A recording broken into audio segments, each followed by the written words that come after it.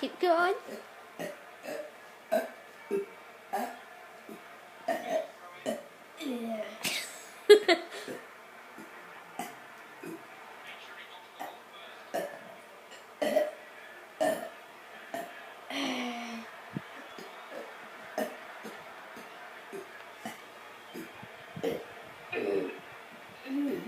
This is the button position.